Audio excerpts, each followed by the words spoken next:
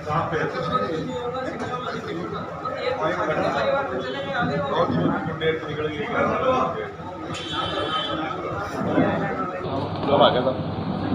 भास्कर है, पत्रिका है, न्यूज़ है। आप सब लोगों का प्रेस वार्ता में स्वागत है। मेरे साथ शुभकर्ण जी चौधरी जो झुंझुनू से हमारे प्रत्याशी अभी चुनाव दंगल से लड़के लौटे हैं, वो भी मेरे साथ हैं। शुभकर्ण जी यहाँ के चुनाव तक रहेंगे। कल उनियारा की जो रैली हो रही है, जो सभा हो रही है, उस रैली में संयोजक के नाते मैं उस काम को देख रहा हूँ। मेरे साथ पुखराज जी पहाड़िया जो इस पूरे जिले लोकसभा में समन्वयक के रूप में पिछले कई दिनों से हैं। कल उनियारा के अंदर पहली बार आज़ादी के बाद पहली बार कोई प्रधानमंत्री जी पधार रहे हैं और मेरा दावा है उनियारा की सभा इस ज़िले में अब तक जितनी भी सभाएं हुई है उन सारी सभाओं से बड़ी सभा होगी। पूरी लोकसभा से और दोनों ज़िलों से हज़ारों की संख्या में कार्यकर्ता आएंगे।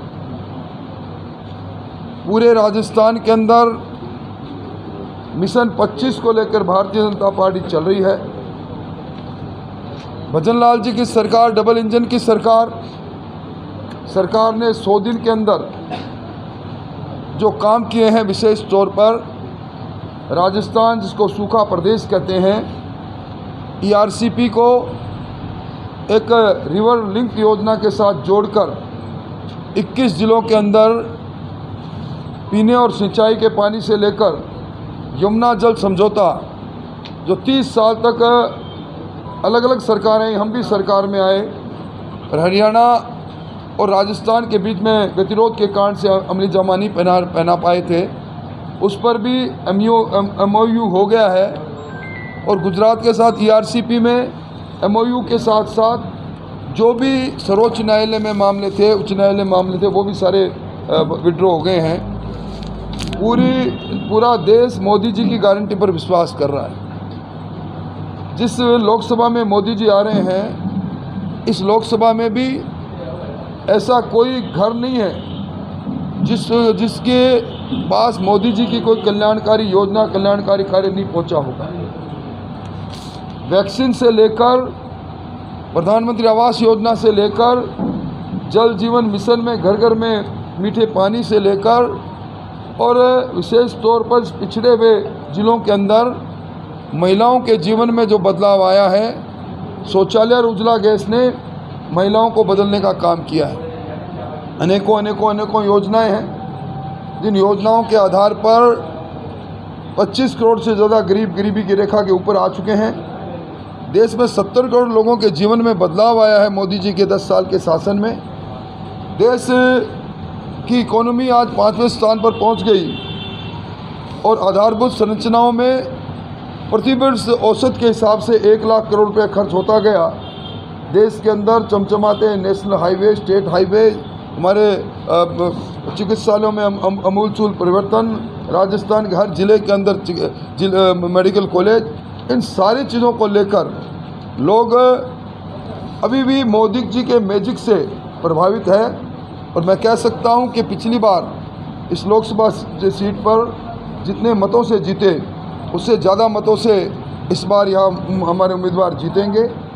और कांग्रेस के पास कोई मुद्दा नहीं रहा लोगों को बरगलाने के लिए। 400 पार के नारे पर ये मिथक बनाने की कोशिश कर रही है। 400 पार नारे के पश्चात 400 सीट आने के बाद इस बार संविधान में संशोधन करके भारतीय जनता पार्टी आरक्षण के साथ किसी प्रकार की छेड़छाड़ करेगी, जबकि ये नितांत असत्य बात है। मोदी जी ने, अमित शाह साहब ने कहा कि जब तक मोदी जी है और मोदी जी की गारंटी है, बाबा साहब ने जो संविधान बनाया, संवैधानिक प्रावधानों को और मजबूत करके जन कल्याण के मार्ग को खोजना, ये मोदी जी का काम है।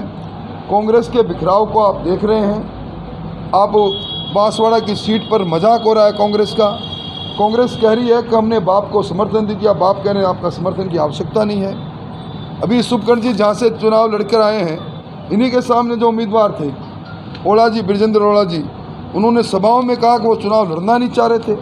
पार्टी ने ज़बरदस्ती उसको मैदान में उतारा है। मतलब पूरे देश के अंदर आज भारतीय जनता पार्टी अपने एनडीए के गठबंधन के साथ 542 जगह पर लड़ रही है। और दुर्भाग्य देखिए, जिस देश में इन्होंने शासन किया, आज 230 जगह पर मात्र कांग्रेस को उम्मीदवार मिले हैं। कांग्रेस में भगदड़, पिछली सरकार का किस्सा कुर्सी का, जिसके कारण से टोंक जिले के अंदर सौतेला व्यवहार इसलिए किया गया कि यहाँ जो उप मुख्यमंत्री थे वो किरकिरी बने रहे गहलोत साहब की, और गहलोत साहब अपने पुत्र मोह में अब जालोर सिरोही छोड़ नहीं रहे हैं। बिखरा हुआ कैंपेन है कांग्रेस का, और भारतीय जनता पार्टी मजबूती से चुनाव लड़ रही है। और कल सबसे बड़ी सभा करके मोदी जी का संदेश कार्यकर्ता घर घर लेकर जाएंगे। पहले चरण के चुनाव में मोदी लहर का कोई असर नजर नहीं आया। अब सेकंड फेज के चुनाव में क्या स्ट्रेटेजी बीजेपी की रहने वाली है मतदाता को मतदान केंद्र तक पहुंचाने की? मतदान प्रतिशत अगर कम हुआ है तो उसका महज कारण था इस गर्मी, खेतों के अंदर लोगों की फसल थी और दुर्भाग्य से उस दिन अंधड़ आ गया, इसलिए लोग अपने खेत से बाहर आ नहीं पाए। शादी का दिन था और मैं समझता हूँ मोदी मैजिक बरकरार है।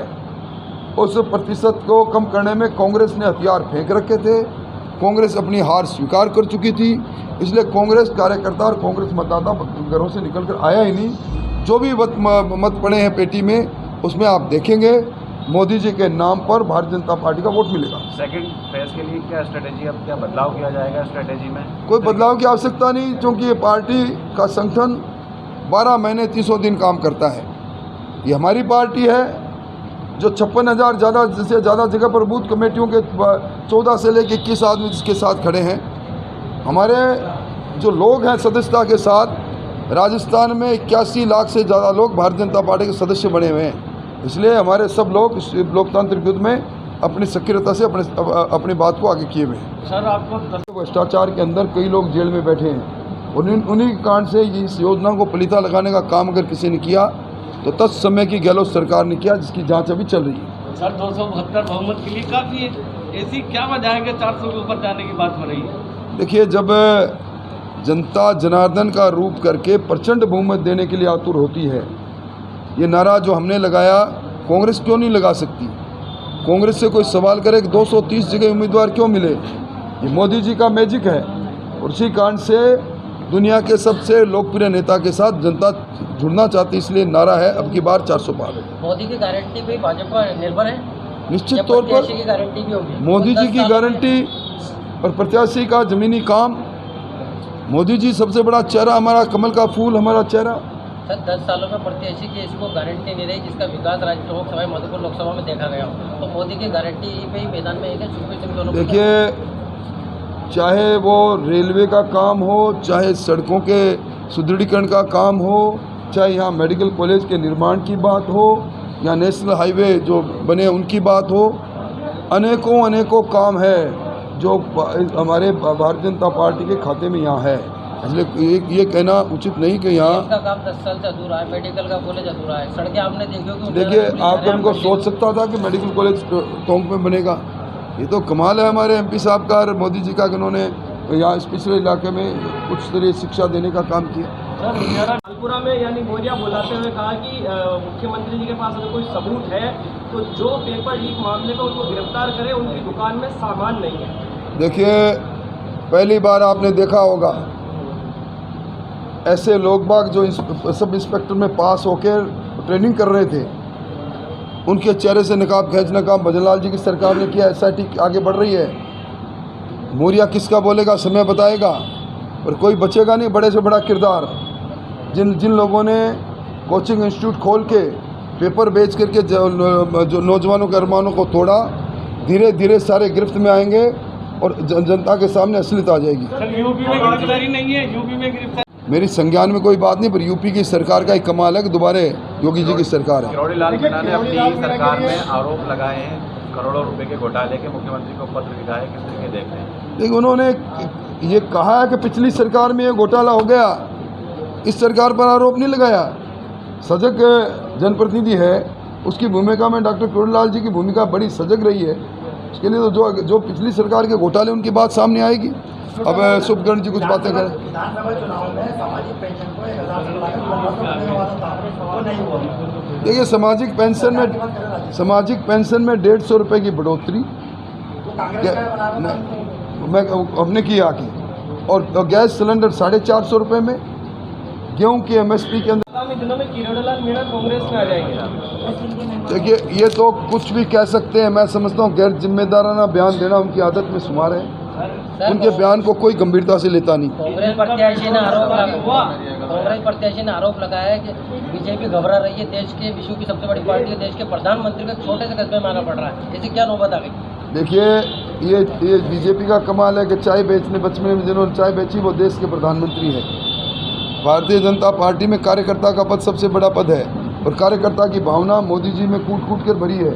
वो अपने कार्यकर्ताओं और अपनी जनता से मिलने के लिए उनियार से छोटी जगह पर भी उन्हें प्यार पाने निमंत्रण मिलेगा तो चल के आ जाएंगे। शुभकर्ण जी चौधरी जो भी चुनाव लड़े हैं वो भी कुछ 1-2 बातें आपको कहना चाहते हैं। मोदी जी का कार्यक्रम क्या रहने वाला है वो बताएं। मोदी जी कल सुबह 9:25 पर हमारे वहाँ आएंगे, और 10:10 पर वो मंच पर आएंगे, और उसके बाद वो लगभग 11:50 तक मंच पर विराजेंगे, भाषण करेंगे और उसके बाद प्रस्थान करेंगे। हमने अब तक की सबसे बड़ी सभा होगी, आप जाके देख सकते हैं। इस टोंक जिले में अब तक इतने बड़े बड़े डोम भी नहीं लगे, और हम उसमें आप जाकर गिन सकते हैं। अभी फ़िलहाल वहाँ 62,000 कुर्सियाँ लगाई हैं, इन कुर्सियों को हम और बढ़ा रहे हैं। देखिए, किसी चीज़ डोटासरा कहते हैं कि लोकतंत्र का पर्व है चुनाव, लेकिन भाजपा वाले इस पर्व को मनाना भूल गए। पर्व हम मना रहे हैं, मतलब नाच के पर्व। दूसरा, उन्होंने ये कहा कि राजेंद्र सिंह राठौड़ को मैं रणनीति पर बधाई देता हूँ, क्योंकि वो इसी तरह काम करते हैं। 1000 साल के हो तो हमारा काम आसान हो जाएगा, हम जल्दी सत्ता में लौटते हैं। देखिए, अहंकार कभी इसमें चलता नहीं। निश्चित तौर पर इस बार पराजित हुआ हूँ, पर 7 बार लगातार जीता भी हूँ। अभी भी मेरे बराबर आने के लिए उनको 4 चुनाव और जीतने पड़ेंगे। इसलिए इस अहंकार की भाषा का उत्तर देना मैं ठीक नहीं समझता। सर, भाजपा के बड़े नेताओं ने